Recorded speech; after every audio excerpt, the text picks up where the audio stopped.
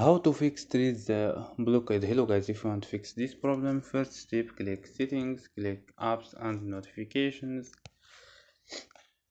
click apps and wait a second for loading. Scroll down for search trees or search here. Click for stop and click OK. Click storage and click clear data. Click OK and click clear cache. After these steps, restart your phone. So don't forget like and subscribe. Bye.